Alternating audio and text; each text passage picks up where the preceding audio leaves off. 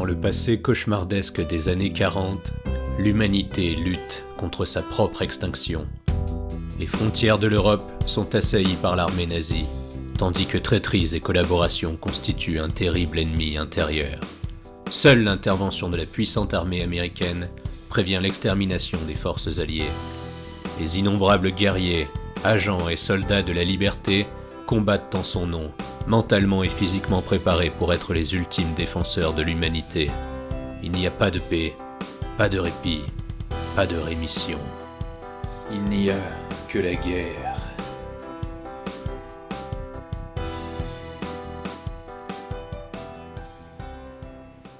Quoi, qu'est-ce qu'il y a? J'ai un truc sur la figure, c'est ça? C'était quoi ça? Bah tu te souviens pas, on avait dit qu'on faisait le 3e épisode sur les années 40. 1000, 40 000, Warhammer, les aliens, les figurines, les boîtes hors de prix, tout ça. Ah. Parce que moi, j'avais super étudié mes bouquins d'histoire, du coup, t'es sûr que tu veux pas qu'on fasse là-dessus? Mais qui tu veux que ça intéresse ce genre de conneries? Tu crois que les gens ils préfèrent quoi? Des batailles épiques aux confins de l'univers contre des races de super monstres extraterrestres? Ou la vraie vie? Mais j'ai fait plein de recherches. Ça m'a pris des jours entiers. Très bien, bon ben allons-y. Ah, en plus j'ai une petite blague sur le sujet pour démarrer. C'est quoi la différence entre des juifs et une paire de... Warhammer 40 000 est un jeu de plateau créé en 1987 pour la société Games Workshop. Bonjour et bonsoir à toutes et à tous, mesdames et messieurs, damoiselles et damoiseaux, prenez place, détendez-vous, et laissez-moi vous conter une aventure des mondes de Melvaux. Toi. Quoi?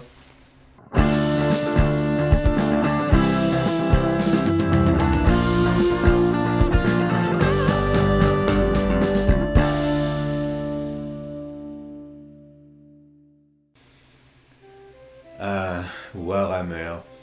Ça a constitué une assez grosse partie de mon temps de collégien. L'assemblage, la peinture... le jeu... L'assemblage, la peinture... Attends un peu que je comprenne bien. Tu veux dire que t'as jamais joué à ce foutu jeu dont on est censé parler en détail aujourd'hui? Si, un peu. J'ai fait la partie de démonstration au magasin. Oh, mais c'est pas vrai, mais qui m'a collé une andouille pareille? Mais j'y peux rien, moi, t'es marrant. Va trouver une table de jeu quand t'as 12 ans et demi, que tout le monde te prend pour une petite fille, et que tes seuls adversaires potentiels sont soit les gérants de la boutique qui en ont rien à foutre et pas que ça à faire, soit les clients qui ont 35 ans de moyenne d'âge, et dont le seul objectif est de te démonter tellement fort que t'en viens à regretter les cours de catéchisme avec le père Latouche, parce que lui au moins il embrassait avant de t'enculer. C'était beaucoup trop personnel. Eh, mais en plus, c'est moi qui fais les blagues politiquement incorrectes d'habitude. Tiens-toi dans ta partie, tu veux bien? En plus, on n'y comprend rien, t'as même pas expliqué l'histoire. Tu as raison. Et c'est ce que je vais m'empresser de faire. Donc, Warhammer 40 000, qu'est-ce que c'est? Non mais t'es sérieux là? Quoi encore? Tu commences vraiment ton explication par le sujet de la vidéo? Qu'est-ce que c'est? Non mais tu t'es pris pour Stéphane Bern ou bien? C'est quoi la prochaine étape? À la fin on dit « Et à vous les studios !» Ou alors ça? Les Space Marines, dernier rempart contre l'invasion extraterrestre, se préparent à l'assaut. Oh mais que vois-je? Ils arrivent, ils reviennent du diable vauvert. Bon, ça va, j'ai compris, je vais faire autrement. Non, tais-toi, laisse-moi faire. Donc, Warhammer 40 000, qu'est-ce que c'est? Fils de pute. Dans le futur cauchemardesque du 41e millénaire, l'humanité lutte contre sa propre extinction. Les frontières de son impérium galactique grouillent d'extraterrestres hostiles, tandis que créatures maléfiques et rebelles hérétiques forment un terrible ennemi intérieur. Seule la puissance de l'immortel empereur de... Mais c'est mon intro ça? À peine modifié en plus. Eh oui, je sais, hein, mais je fais que lire le wiki, moi. Hein. Faut croire qu'en 40 000 ans, l'humanité a pas de temps changé que ça. Hein. Ouais, ça c'est sûr. Mais je vais quand même compléter un peu ton histoire. Peu après la naissance de l'humanité sur notre bonne vieille Terra, je veux dire la planète Terre, naît un être immortel au pouvoir psychique surpuissant.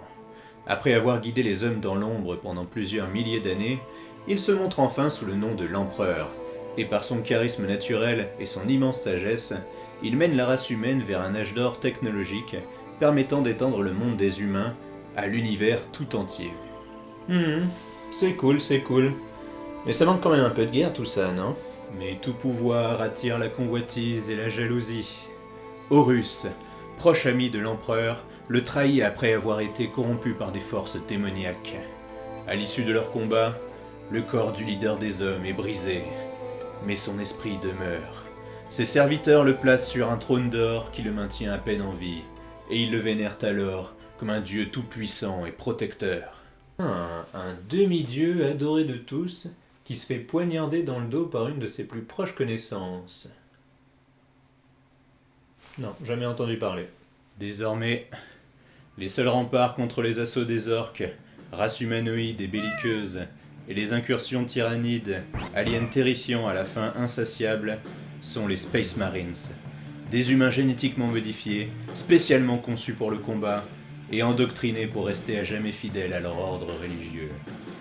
Pour les hommes, pour la guerre, pour l'empereur. Et qu'est-ce qu'on fait quand on a une histoire poignante, des personnages développés, et le vaste univers comme décor? Eh ben, un jeu de plateau de stratégie pour les enfants. Ah, les petits soldats, le 10e art. Un 10e, je ne sais pas, mais en voyant la création magnifique de certains passionnés talentueux, il serait très difficile de ne pas les qualifier d'artistes à part entière, sans oublier les personnes qui sont à l'origine des nombreux concepts des personnages du jeu. Ah ça, c'est sûr que ça a rien à voir avec ce que tu faisais à tes pauvres figurines. Oui, eh ben écoute, j'étais au collège, j'étais jeune, impatient, parce que je voulais jouer, je voulais pas passer 3 jours à coller et peindre des petits bonshommes avec des détails ridiculeusement minuscules. Mais t'as jamais fait de vraie partie? Tu peignais mal, tu jouais pas, et tu sais quoi en fait? Et ben, je lisais le lore et j'inventais des scénarios de parties. Mais pour des parties avec qui en plus? Non, parce que si toi t'avais des amis, je veux bien manger un coucou avec les plumes. Si j'en avais. Même que je les ai invités tout un week-end pour faire une énorme partie sur une histoire que j'avais créée. Une campagne exaltante, avec un arbre de possibilités, et différentes fins selon les issues des nombreux matchs. Mais bon...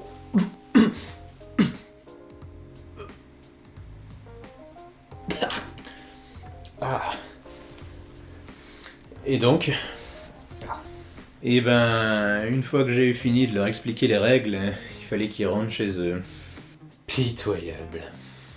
Et pourtant, ça aurait pu être super cool. On avait tous une armée favorite. Pour l'un, c'était les Space Marines, les ardents défenseurs de l'Imperium à l'armure quasi impénétrable. Tout le monde joue ça, aucune originalité. Suivant. C'est pas très gentil ça. Tu sais, les goûts de chacun ne se discutent pas, et puis... Suivant. Pour un autre, c'était les orques. Brutaux, bestiaux, marteaux, Lavabo. inarrêtables. Une marée verte, hurlant son désir de faire couler le sang dans toutes les galaxies, que ce soit le leur, ou celui des pauvres malchanceux qui croiseraient leur route. Ah oui, le plaisir de ressentir la peur dans les yeux de ses ennemis, les voir trembler comme des feuilles devant une charge de boys excités par l'odeur du sang, la grisante sensation de lancer les dés en vociférant leur fameux cri de guerre.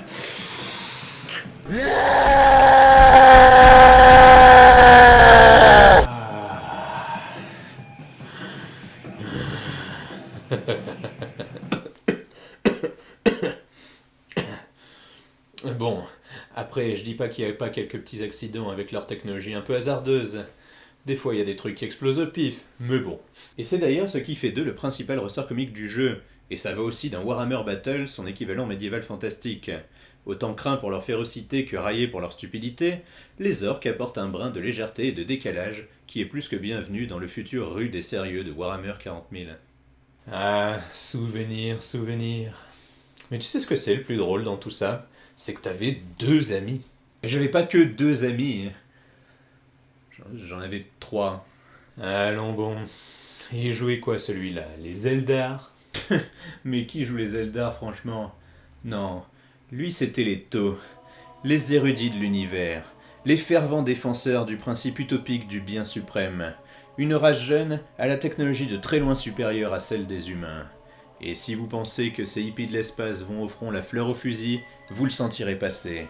Ils prennent total avantage des attaques à distance ultra précises de leurs canons magnétiques pour décimer leur adversaire avant même qu'ils n'arrivent au corps à corps. Ah, tôt. Une armée pour les faibles et les trouillards. Ces sales petits prétentieux. Je suis surpris que ce soit pas toi qui les aimes d'ailleurs. Et tu jouais quoi en fait? Moi, les Nécrons. Pourquoi? Imagine une inexorable nuée muette de soldats mécanisés avancés dans un silence glaçant vers un objectif dont seuls leurs sombres maîtres ont le secret. Des corps de métal froid éclairés par la pâle lueur verte de leurs yeux sans âme, se relevant sans cesse et semant la mort parmi les fous qui oseraient se dresser sur leur chemin. Et la vraie raison? Ils sont faciles à peindre.